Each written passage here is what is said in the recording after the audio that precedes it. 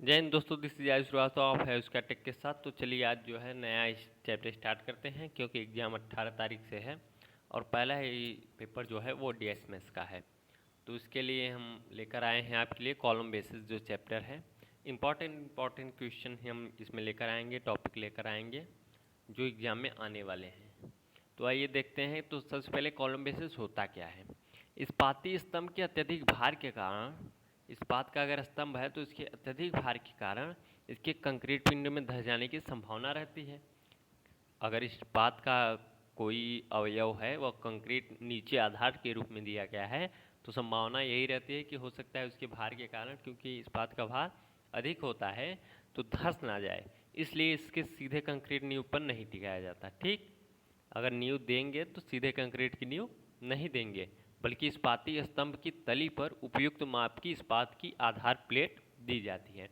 बल्कि क्या करते हैं, इस्पात की आधार भी दे देते हैं इस इस्पाती स्तंभ के लिए, उसके नीचे जो है कंक्रीट नींव देते हैं।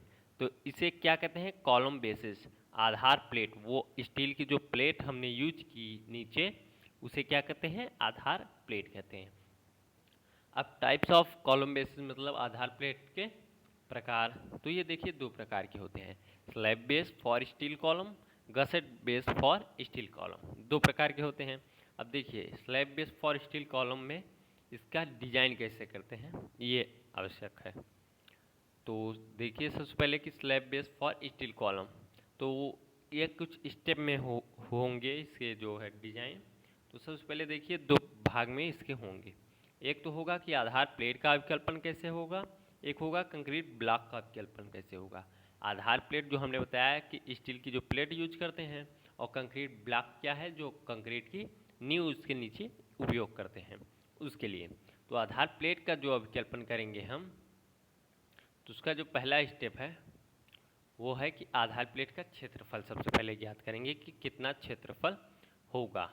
तो जो एक्सियल लोड है, जो अक्षीय भार आ रहा है स्तंभ पर, उसे और उसमें डिवाइड करेंगे बियरिंग स्ट्रेस का, मतलब धारण प्रतिबल का।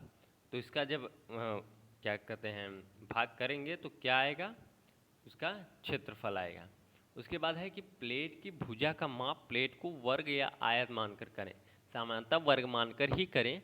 तो प्लेट का अगर भुजा ज्ञात करना है तो क्या करेंगे, क्षेत्रफल का वर्ग कर देंगे, तो क्या निकल आएगा, ये निकल आएगा वर्ग या आयत का मान या एक भुजा का मान। अगर कोई क्षेत्रफल है तो अगर उसमें जो है अंडर रूट करके निकाल देंगे उसका वर्गमूल, तो वो क्या होगा, एक भुजा का मान निकाल देगा। ठीक, तो आइए आगे देखते हैं। तो आगे जो स्टेप है उसमें है कि आधार प्लेट को सिमेट्रिकल रखते हुए आधार प्लेट की दोनों दिशाओं में प्रक्षेप ए व बी ज्ञात करते हैं। देखिए अगर कोई आधार प्लेट रखा गया है नीचे, उसके ऊपर स्तंभ रखा गया है, तो क्या करते हैं कि दोनों दिशाओं में, मान लीजिए जैसे एक आधार प्लेट ये है, ठीक, और ये स्तंभ उसके ऊपर रखा गया है, तो ये जो दूरी है ये, और ये जो दूरी है इस तरफ, इसे प्रक्षेप कहते हैं, प्रोजेक्शन। तो ए और बी का ज्ञात करते हैं मान। तो ए जो होता है वो बड़ा वाला भाग होता है, बी क्या होता है, वो छोटा वाला भाग होता है। अतः प्रक्षेप ए व बी ज्ञात करते हैं, ये दूरी जो है mm में ज्ञात करते हैं। उसके बाद अगला स्टेप है कि आधार प्लेट की मोटाई IS 800 1984 में दिए सूत्र से ज्ञात करते हैं। तो ये फार्मूला जो होता है T = √3W/σ और ब्रैकेट में a² - b² / 4।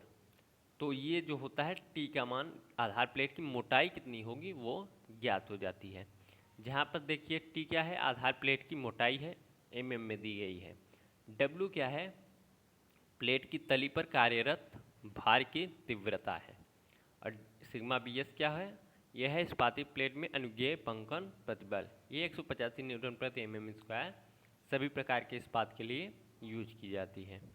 और ए क्या है, ए और बी हमने बताया आपको प्रक्षेप है, तो ए क्या है, स्तंभ की फलक से प्लेट के बड़े प्रक्षेप की लंबाई, और बी क्या है, स्तंभ के फलक से प्लेट के छोटे प्रक्षेप की लंबाई।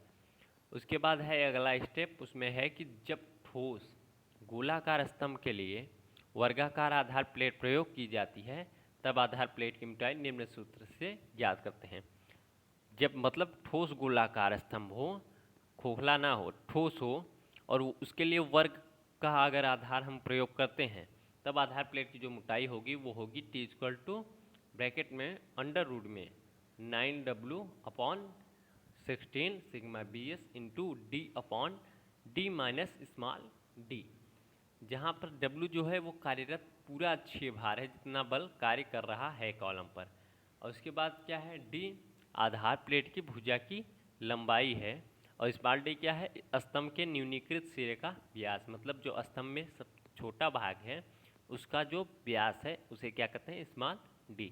आगे देखते हैं, तो आगे है स्टेप 6 जो है वह है कि स्तंभ को आधार प्लेट से जोड़ने हेतु 100 इंटू 12 जो न्यूनतम ये माप है, एंगल खंड का प्रयोग करते हैं और 22 mm फाई के रिवेट का प्रयोग करते हैं एंगल खंड को आधार प्लेट से जोड़ने के लिए, स्तंभ को आधार प्लेट से जोड़ने के लिए एंगल खंड का प्रयोग करते हैं। उसके बाद है कि स्तंभ की पार्श्विक खिसकन रोकने के लिए, जो बगल में साइड में खिसकन रोकने के लिए 50x50x8 के एंगल दोनों तरफ जड़ देते हैं, ठीक, मतलब लगा देते हैं। उसके बाद है 7वां स्टेप, वो क्या है कि गोलाकार स्तंभ की आधार प्लेट का व्यास या लंबाई 1.5 D + 75 mm से कम नहीं होगी। गोलाकार स्तंभ की आधार प्लेट का व्यास या लंबाई जो है वो 1.5 ब्रैकेट में D + 75 mm से कम नहीं होगी। यहाँ D जो है स्तंभ के न्यूनीकृत सिरे का व्यास है, जो हमने वही बताया, ठीक। तो ये ध्यान दीजिएगा, इससे आपको कम नहीं होना चाहिए। उसके बाद है जो दूसरा स्टेप वो है कंक्रीट ब्लॉक का विकल्पन। तो कंक्रीट ब्लॉक के अवकल्पन में सबसे पहले स्तंभ से आने वाले भार का 10% कंक्रीट नींव का भार मानते हैं। कंक्रीट नींव का कितना भार होगा वो लेते हैं, और स्तंभ का भार क्या होता है वो लेते हैं, ठीक। तो कंक्रीट नींव का जो भार लेंगे वो क्या लेंगे, स्तंभ के भार का 10%। उसके बाद जो दूसरा स्टेप है वो है कि area of concrete block, area of concrete block, तो क्षेत्रफल ज्ञात करते हैं कंक्रीट ब्लॉक का कितना रखेंगे। तो उसके लिए क्या करेंगे, स्तंभ का भार में नींव का भार जो 10% हमने निकाला है वो दोनों जोड़ देंगे, तो ये 110% हो जाएगा। और मृदा की बियरिंग स्ट्रेंथ जो है, धारण क्षमता, इससे जो है भाग दे देंगे, तो एरिया ऑफ कंक्रीट ब्लॉक निकल आएगा।